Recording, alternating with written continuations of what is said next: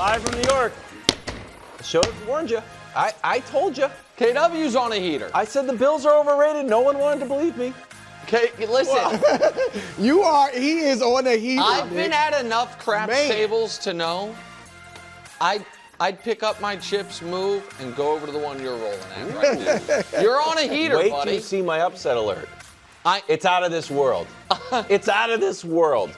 It's insane. You could have, just so you know. Yeah, I did see. You could said have it gotten yesterday. 9 points. But You I would be wanted a on- free one, though. No, but that's not. You had to. You had You to had to put it on the actually. line. You had to put it on the And line. your upset alert, you are on a heater. Your upset alert has no chance. I'm just letting you know. Your heater's about to last. Are you going with the Jets? Because I think they got a chance against Bruce Ravens. No, And I'm that'd be not. 16 and a half points. Oh, they'll definitely cover. They'll cover. I Tyrod will cover. I'm always scared of the team who, when they go to the backup, I'm like, oh, they got better. That quarterback. Like, Kyle Van Noy did that too. Well, I like that. Their antennas are up. Okay. They're not looking past the Jets, so I like what I We're heard. slowly moving towards a show that's just all the opening. I like it. It's just us chatting. We start with, it was all good 5 days ago. Josh had 6 touchdowns on Sunday, 0 last night, was sacked a career high 8 times. So here was the story of the game, Brew. Most sacks he's ever taken in his career, most sack yards, all 70, almost all full football field, and took 11 hits, which is too many. Also felt like he was in danger a few times, felt a little banged up, but also was looked really okay. bad, yeah. Were you surprised by Allen's struggles? Well, I'm certainly surprised he was sacked 8 times. All right, because I know the Texans have a phenomenal defense, and they looked every bit of that last night. But the Bills have a great offensive line that a week before against Tampa, they only gave up 6 pressures, let alone 0 sacks, 6 pressures. So to see Houston just dominate Deion Dawkins and company was definitely surprising. I also think the fact that Buffalo's defense, which we have talked about, is not very good. The fact that they couldn't hold down Davis Mills and they were trailing for the second half of the game and even a little bit of the second quarter, I think that forced Josh to go into Superman mode, and we saw what happened. And I am never surprised now when he has a historically great game like last week, or when he has a terrible game. Your roller coaster, I know you've kind of gotten rid of it. Dustin, is it back? That's appropriate. Last year it was gone. This year it's making a bit of a comeback. No, it's back. I mean, just these last 3 weeks. 3 weeks ago, he had a fumble and an interception. Now he had 2 touchdowns, but still 2 turnovers in that debacle of a loss to Miami. Then he comes out and is incredible last week, and now this week he struggles again. Look, I'm not trying to give him cover. He deserves a lot of blame for this. But I feel like what I said last year at the beginning of the season is finally coming to pass, which was I didn't think they put enough. Like, he doesn't have any. James Cook is great. Weapons on the outside, he doesn't have any. And so that forces him to go Superman mode, and we see what happens. He's going to detonate one way or the other, positive or negative, and last night it was negative. So, with that said, Brew, they got a kick return touchdown and a 50-plus yard James Cook run. Have the Bills been poorly built from a weapons perspective is a fair conversation to have, but I don't think that was the problem last night. I just don't think his receivers are. No, they're not getting open. Very good. But the sacks were part Houston being awesome. Yes. And part Josh trying to make amazing things happen. Held One it of the too sacks on 3rd and 6, he's running around, trying to make one of those spectacular Josh Allen plays and then gets sacked. The first pick could have been picked by 2 people. Like somebody, I forget who, got their hands on it. And the second pick, which ended the game, so this one, you're throwing into traffic, he almost picks it, he does. That's not meeting. Right. 3 guys there. And the final pick, the tight end is just wide open. He threw to the wrong guy. He threw it to the wrong guy. And so I don't know how he missed it. You sure? Right, no, this one's coming here. I mean, Look at Dawson that Knox is just open. Now, there's offensive pass interference, so it's going to come back anyway. Yep. But he didn't know that. And so, and yes, Houston's defense is amazing. We saw them force Josh into a 9 for 30 that you pointed out during the regular season last year. We saw them force Justin Herbert into 4-interception playoff game. We saw what they did yesterday. Now, in the midst of all that, they happened to play Patrick Mahomes twice. He carved him up both times, once in a playoff game, but I understand Patrick Mahomes is old news. And he's, it's Josh Allen's league now. And the 4-loss Buffalo Bills are a terrifying Super Bowl contender, and the 5-loss Kansas City Chiefs are a dead team walking. I get that. I understand that. Josh has earned that by being to 0 of the last 6 Super Bowls and winning 0 of them. You guys might both be just mid. Well, maybe. And how good, whether or not this window has closed or whatever it is, all of the conversations people have been eager to have about the Chiefs are approaching needing to be had about the Bills. But about last night in particular, it is what you predicted. The game went the way you said it would, and it was Josh was not able to throttle down from Superman mode in this game. And I didn't think, by the way, McDermott did them game management favors when in the fourth quarter they went for that 4th down. And I understand you're down 7, but there's the beginning of the fourth quarter. I was like, man, against this defense, take your 3 points whenever you can and see. Yeah. You still have Davis Mills on the other side. You might be able to get the ball back quickly. 2 things. One, I don't think they have enough, partly by injury with Kincaid out. Yes. He really relies on him. Last year that was big. I think we have to view them as like not Kelsey Mahomes, but somewhere maybe on a tier below. I think that's fair. And if he's missing, it really hurts him. 2, this Keon Coleman thing is just weird. He was his top third or the third most targeted guy, receiver or pass catcher, and they're just benching him. And you really could have used him. He just can't be that good. I mean, there's no other reason to bench him. Well, the weird thing is, if you say they don't have enough, we also have one of our top draft picks benched in street clothes by choice. It's strange, and maybe it's a culture-setting moment. And I don't know. I get it. It was disciplinary last week. I wouldn't think it's disciplinary now. It's they just odd. don't think he's. And here's the final thing. I'll just take one small victory lap on Go this. ahead. More like Cal Ripken running around. Not really in your face, but just gently giving. You're comparing this to Cal Ripken breaking Lou Gehrig's streak? Just because it wasn't like Joe Carter running around the bases. Like, just like very nicely thanking people. Politely, I really went out on a limb this week and put my reputation on the line. 3 versus 1. You, long-time veteran sports reporter, New York Times, everything. You've just, Mr. Consistency, you're consistently right. And Super Bowl champion Greg Jennings, who rolled out the triplet take that turnovers are good. And I said, I'm willing to put it all on the line, put all my chips in. So let's see the updated Josh throwing 2 turnovers graphic. Again, this is the only way you can really beat the Bills, is that Josh is a willing participant in their downfall. So can we dead that narrative, or is that about to come back in the question I'm about to ask right now about MVP odds? So, no, we'll do MVP in a segment. Let me answer your question here. I understand that what you're saying makes a lot of sense, and you have a lot of evidence on your side. Sure. I think the argument is along these lines. Because Bruce questions about the overall talent of the playmakers, plus what I think everybody agrees is the worst defense the Bills have had since Allen and McDermott have been there.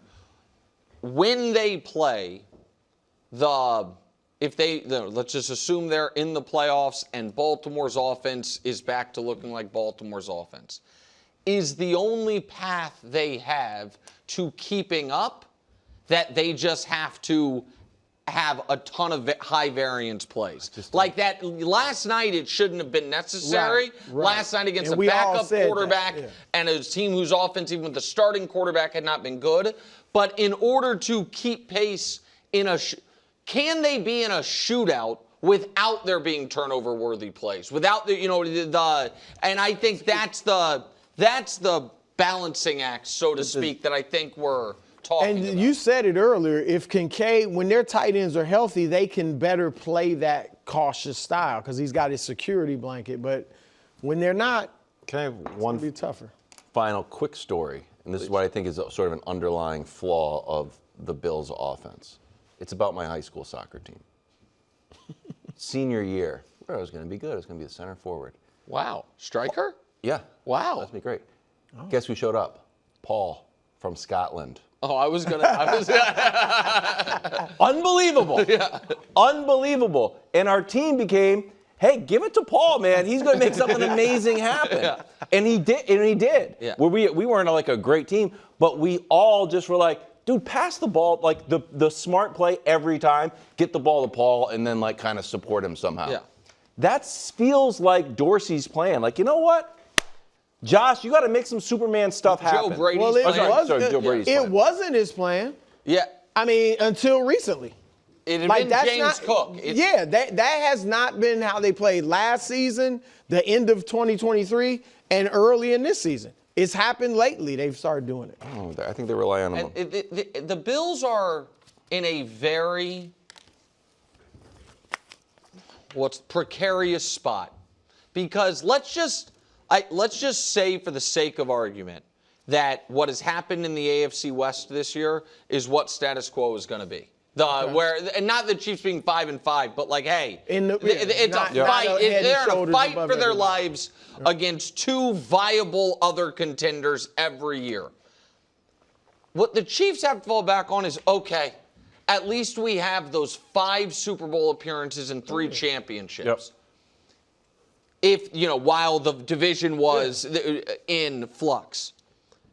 If the Patriots are just gonna be there, and I think with Vrabel and May, they're gonna be there. Not the 1 seed every year, but there. In the mix. Man, if the Bills come out of that time of the division having nobody with 0 1 seeds, 0 conference championships, and obviously 0 Super Bowls, it's a disaster. Like a true disaster. And even if it's that they just couldn't beat Mahomes, it is such a squandered opportunity because it does feel like the Patriots in a year where they have all this cap space, the ability to get better. Yeah, we're still not all in. Right, that your guys' roster is about as good as Buffalo's right now, which is stunning to me. The saving grace for the Bills quickly this year is that nobody looks like a world beater in the AFC. So as bad as they look, they could do it. It's just open. That's why I'm saying it's also why, though, they have to do it, I'm saying right now. Well, you could say Baltimore is in the same boat, too. Sure, but Baltimore's been at least, we don't look at the AFC North like, oh, they've been feasting on an easy division that's about to get tough. We look at like Baltimore's had to deal with the tough division this whole time and has had whatever success they've had. All right, let's quickly do a MVP conversation. Bills are now 7-4, currently in 5th place. They dropped to 2-7 in games when Josh starts but doesn't have a passing or a rushing touchdown. Shows you how important he is to the team. Here are the current MVP odds.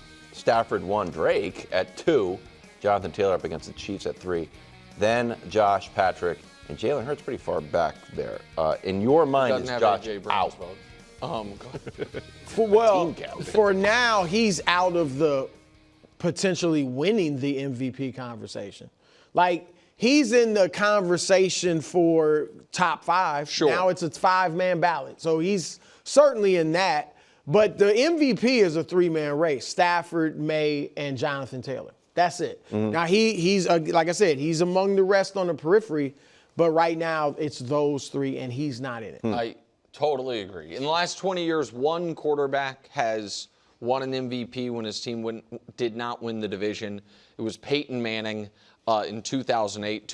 By the way, 2008 NFL season, a lot of similarities to this NFL season right now. That's the year the Patriots, after they couldn't complete their historic season, missed the playoffs. Brady got hurt.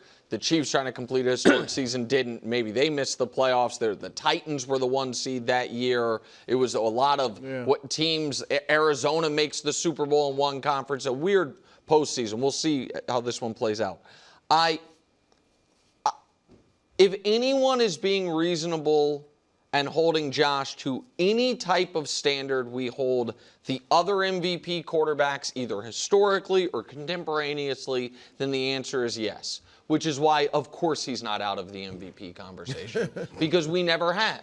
I joked with you guys about it this morning. Adam Shine, who I think is one of the 2 or 3 very best sports radio hosts in America, this morning said last night helped Josh Allen's MVP case. That's a bad. Jim Rome tweeted out this morning, Josh Allen, after last night, if you don't acknowledge that Josh Allen's not only the best, also the toughest player in the league, you don't know what you're watching.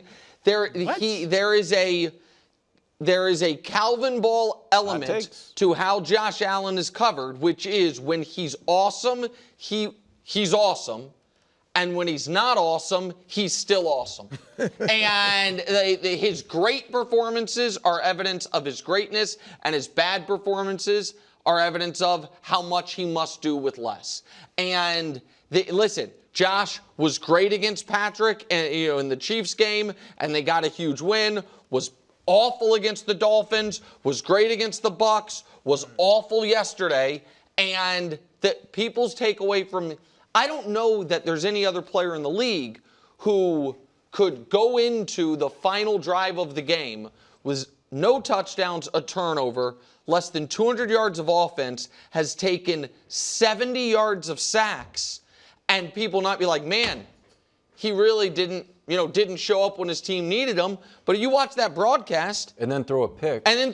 To lose the game. When another guy's wide open. And the broadcast is, man, poor Josh Allen. And the MVP is a media award. And so he'll never be out of it. He'll never be out of it. I will say this, in this season, none of the usual candidates are fully out of it, other than Lamar since he was injured.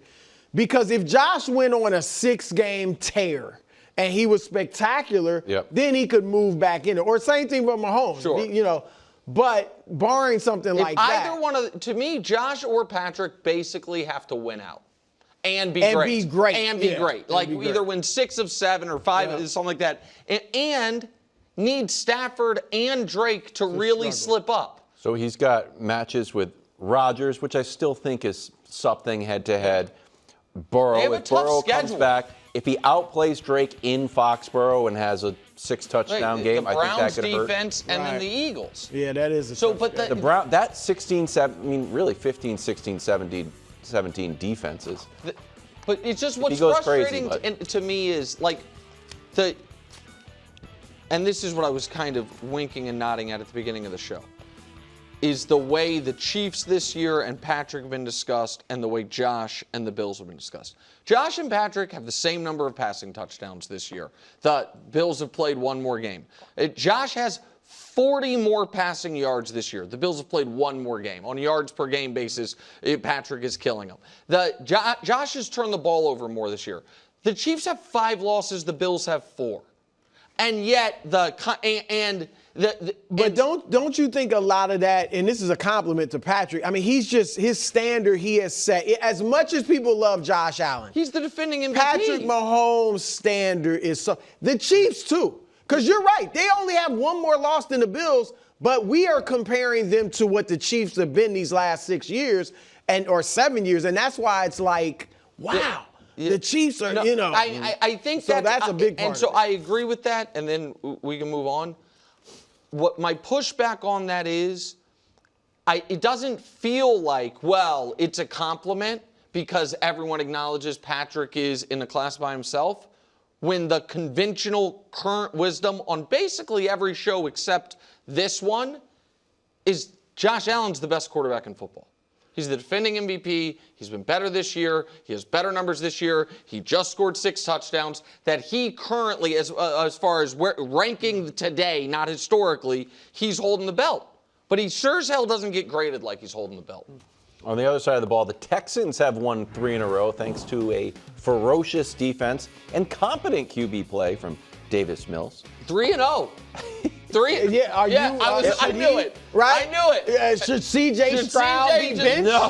I mean, this is exactly what he he was completing 70-some-odd percent of his passes. He beat Buffalo. Yeah. He had a hard time completing passes. 19-point comeback against the Prince. 6-5. Number 1 in points, number 1 in yards, number 1 in touchdown to interception ratio, number 1 passer rating, and second on third and fourth down yards per play. It seems like an obvious answer, but do you believe the Texans are a threat in the AFC at 6-5? Well, look, right now I feel like they're more of a spoiler. Like, they could ruin the team's season. They played the Chiefs, they played the Colts a few times, so they could maybe ruin somebody's season. I think that's back-to-back. Colts, Chiefs next. Yeah, Colts, Chiefs, and then they got the Colts at the end of the season. And I think if they get, I don't think of them generally as a team that could win the AFC, but if the Chiefs don't make the playoffs, then look at the field. I would take Baltimore over them for sure if they get in, because Lamar's 5-0 against Tennessee. Against Houston. And like you said about Patrick, Lamar's owned them. 122 passer rating. Last year they blew him out in the playoffs. Houston did beat Baltimore 44-10, but there was no Lamar. Out, right. And that was the defense was at that point still struggling. But outside of that, come on. It's Indy, it's New England, it's Buffalo. It's like nobody there. If Kansas City is not there, then how can you justify taking anybody over Houston right now? And oddly, CJ would have the playoff experience edge against a lot of the teams. Yeah, against Bo Nix, and he hasn't been bad in the Jones. Playoffs. He has more experience than Herbert, than Trevor. Because the veteran quarterbacks that are always there are right now on the brink. So can we throw up Houston's schedule? Because I am not looking forward to the game against them at Arrowhead in Week 14. Now again, the Chiefs played Houston at the end of last year when Houston was playing for a lot, beat them, and then played them in the playoffs. They played you guys pretty tough. Played them tough, but the Chiefs had a lead in control, but they didn't blow them out. I think it becomes a bit of a math problem for the Texans unless they beat Kansas City. Because if they lose to Kansas City, now finally there's a team Kansas City has a tiebreaker over. And you've got Chargers and Colts that will be fighting for their lives, or the Chargers will be fighting for their lives, and we'll see what the Colts are doing at the end of the year. Yeah, but there's a scenario where the Colts are resting because they either have the bye or I don't think it's going to be that easy for the Colts, though. Yeah, I think the Colts would be more likely to be resting, not because they have the bye, but because they can't get the bye and they've locked in the division. So it's possible. I think that here's what I truly believe about a team who up to this point has been that dominant on defense and that bad on offense, because they have been a bad offensive team. It's just such a hard way to do business, and I think last night's the perfect example of it. That defense played close to a perfect game.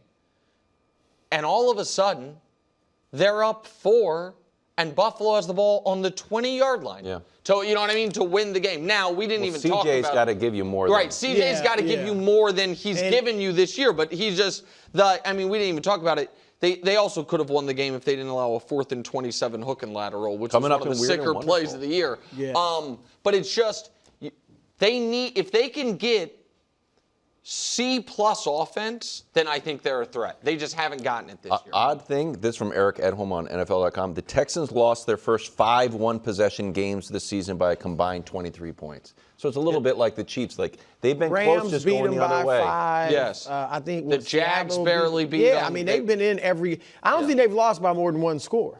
So it's one of these teams like, we're 6-5, but we could be. I know we can play that game. If CJ could return close to what he was as a rookie, they're in the hunt. 8-2 defending champions are headed to Dallas. This is Sunday on Fox. Such a great story. Is the team maniacally focused on eliminating distractions and supporting each other through adversity? Not exactly. You could have your reaction, or do you think AJ's frustrations will have an impact this Sunday against the Cowboys? My reaction, I think, will surprise you guys.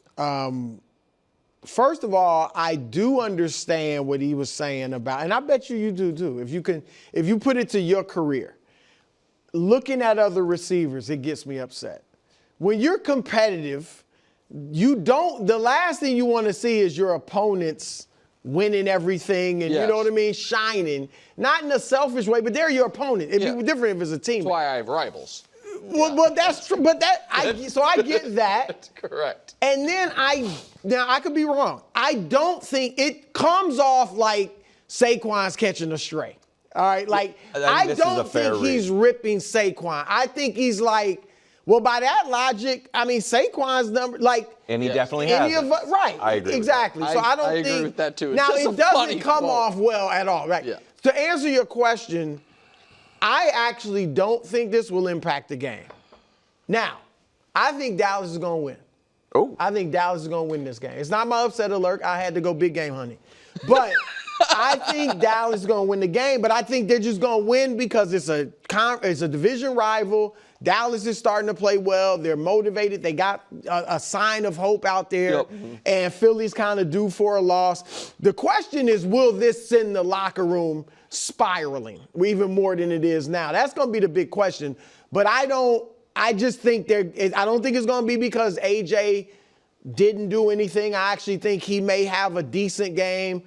I just think it's going to be Dallas wins this game, not because of anything AJ said or did. I am starting to become more and more convinced that while AJ Brown is maybe at times a clumsy messenger, that he has more support in that locker room than That's a good take. Than a lot of the media seems to believe. He's not just lone wolfing it out there. It is very difficult for me to believe. I understand A.J. Brown is an all-pro player and an alpha and, a leader in that locker room by virtue of his accolades and his experience. If it was pretty universally agreed upon in that locker room, this guy's out of line, it would be policed differently. I would think so. There are too many other guys that have accolades. Yeah. They all have rings too. That to be like, hey, this has to stop. To where the report would be, there was a confrontation in the locker room. You know what I mean? Between somebody and that's not what's happening. And so again, and I want to be very clear. Not only is this not reporting, it's not even like whispered insight. Like, this is just my own personal intuition. That folks like, man, I'm glad AJ's taking the bullets for us on this one. AJ doesn't mind. He's shining a spotlight on something all of us think is an issue. And now this KW might be confirmation bias for me on a previous take, which is, who is the quarterback that I have most consistently compared Jalen Hurts to? It's Russell Wilson. Oh. From a play style perspective, from where they were drafted, from what we thought of them, from the numbers, early on weren't there, but he was a winner, to the check down or deep ball stuff, all of that. But the other thing that was true about Russell Wilson is, for a guy who won that much and never said a crossword publicly, he wasn't as beloved in the locker room as other quarterbacks. And in fact, that one really broke down, and there was a real division in that locker room. It feels like we are approaching that in Philadelphia, because I just can't believe, KW, that if people thought what AJ was doing was out of line or unfair to Jalen, that they wouldn't have stopped it. Or that there wouldn't be more guys saying, like, hey, all right, I'll publicly say, I'll stand in my locker and say, yeah, AJ's his own man, he can say what he wants. We don't agree with him. And I know that would cause, that's an extreme, but to your point, and then I don't know what the media is doing down there in Philly. Somebody should be asked. Several of the high-ranking team players should be asked about this.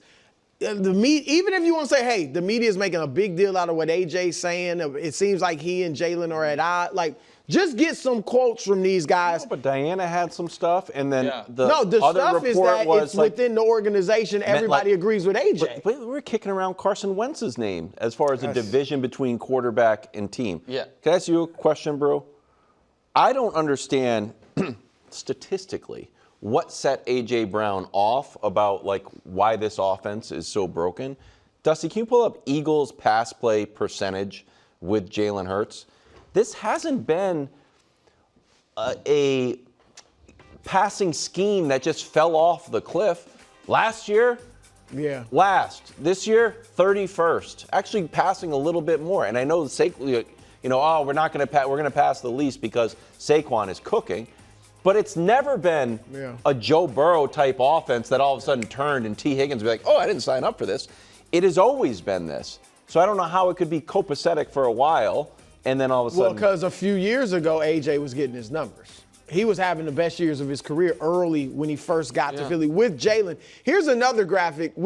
Look, AJ, whether everybody agrees with him in the locker room or not, he should look in the mirror too, because this is his average yards of separation. And I know that those numbers might not mean much to people. It's obviously gotten worse. So this year he's getting less than 2 yards separation. Here's what will stand out to people.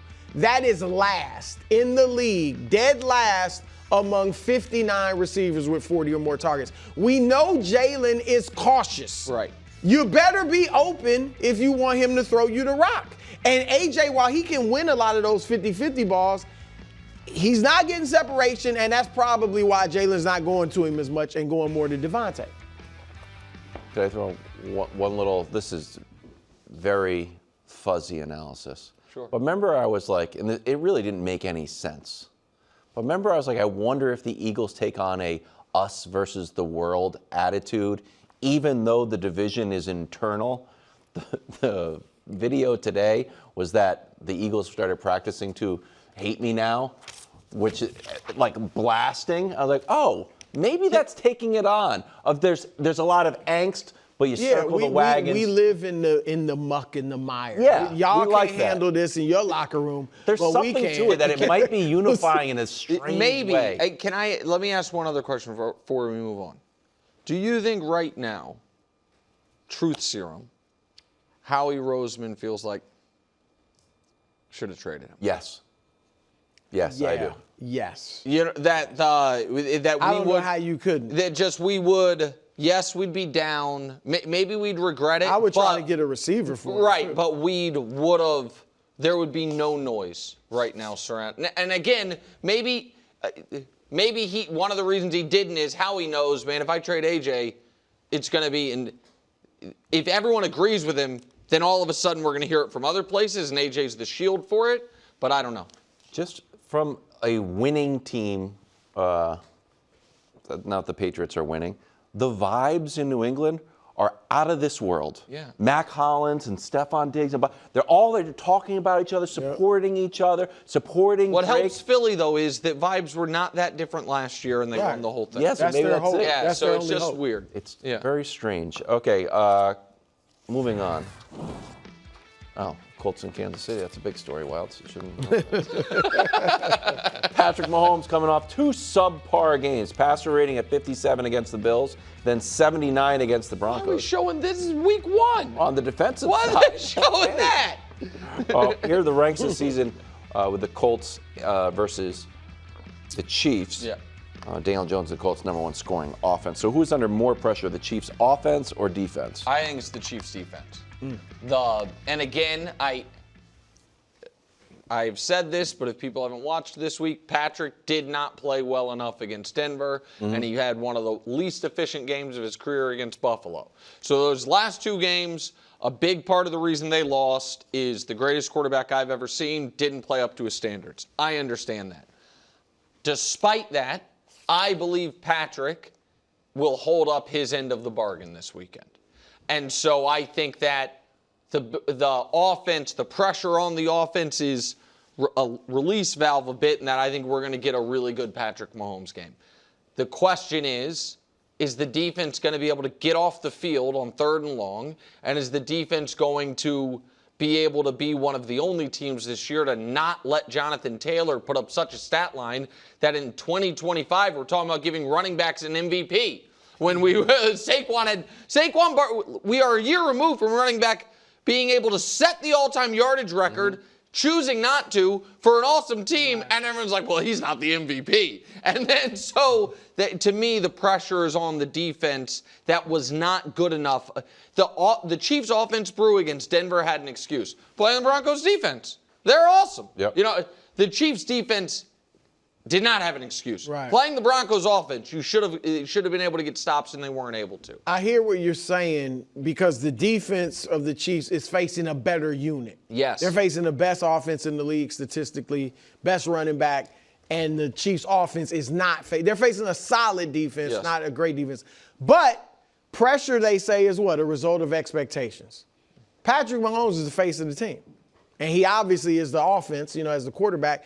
So I just think, win or lose, it's going to be on Mahomes. If they lose this game, people are going to be looking at Patrick Mahomes.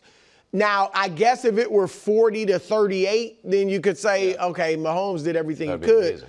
But if he loses, if it's not a shootout to that extent, he couldn't outgun Daniel Jones. I think that storyline's going to die. At some point, we got to be like Daniel Jones in this offense. But he's not close to Mahomes, though.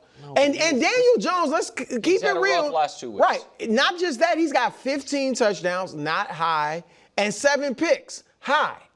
So it's not like he's been phenomenal, but you couldn't outgun Daniel Jones, or it might come down to, wow, again, they had the ball at the end of the game, chance to win, and unlike all the years past, Mahomes didn't deliver. So I just think he's going to be the storyline because he's Patrick Mahomes. I also, just one thing about the Chiefs' offense and the unit they'll be facing. Mm-hmm.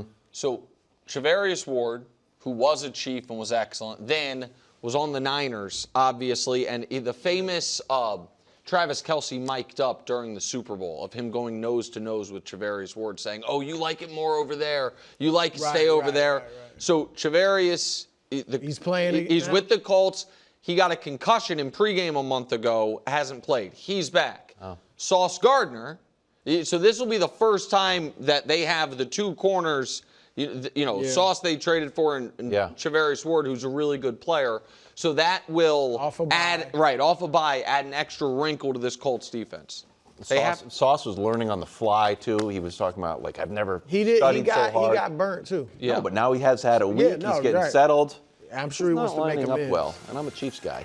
Thanks for watching. Subscribe here to get more from the show and to check out clips from other shows on FS1.